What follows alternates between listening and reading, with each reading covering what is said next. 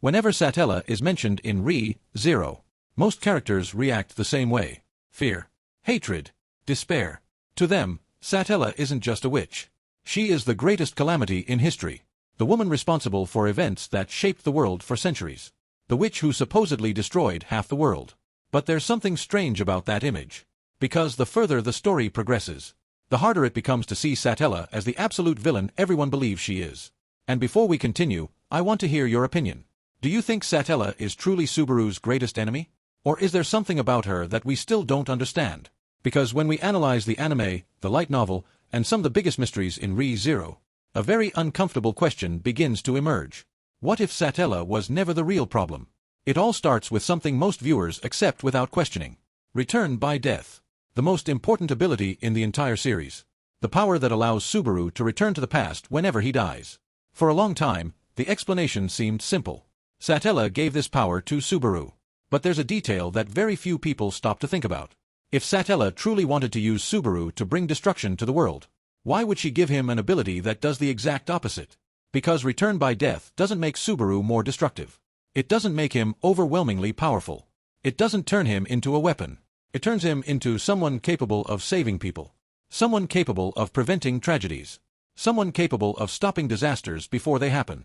And that creates the first major contradiction. The greatest calamity in history gave the protagonist an ability that constantly reduces suffering. But things become even stranger.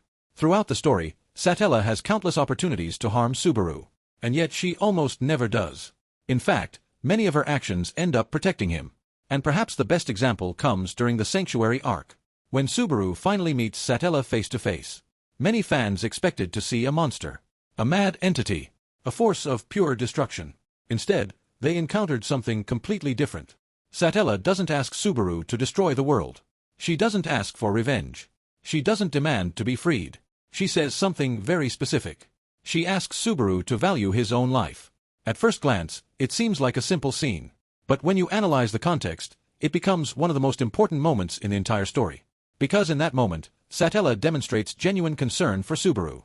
Something extremely strange for a character who is supposed to be the ultimate villain. But there's another detail that almost nobody talks about. Throughout the different arcs, several characters connected to the distant past react strangely when Subaru is present. Some seem to recognize him. Others feel an unexplained sense of familiarity. And that connects directly to one of the biggest mysteries in Re-Zero. Why does Satella love Subaru? The most common answer is simple. She's obsessed with him. But the light novel increasingly suggests that the truth is far deeper than that. Because Satella claims to love Subaru before he has done anything. Before he saves her. Before they build any relationship. Before they truly know each other. And that creates a massive problem. How can someone love Subaru in such a way? Unless there is a connection between them that we still don't know about. And this is where the real secret begins. Because perhaps the mystery was never Satella's love itself. Perhaps the mystery is how much Satella already knows about Subaru. The further the story progresses, the more clues begin to connect Subaru to ancient events.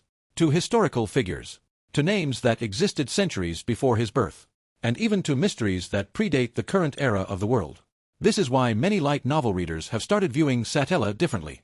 Not as someone trying to imprison Subaru, but as someone trying to guide him toward a specific truth. A truth that has not yet been fully revealed. But things become even more interesting.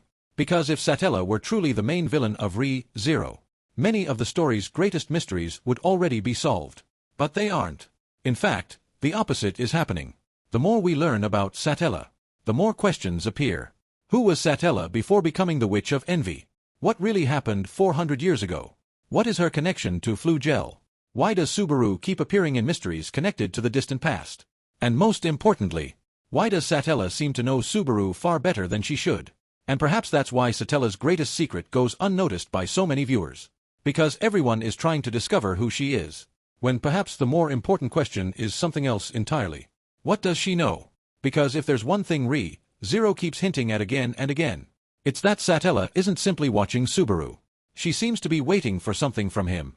Something that could completely change everything we think we know about the story. And when that mystery is finally revealed, there's a good chance we'll discover that Satella was never just the Witch of Envy. She was one of the central pieces of a much larger plan. A plan that began long before Subaru was born. And a plan that may explain why she continues protecting someone the world sees as nothing more than an ordinary boy. And what about you? What's your theory?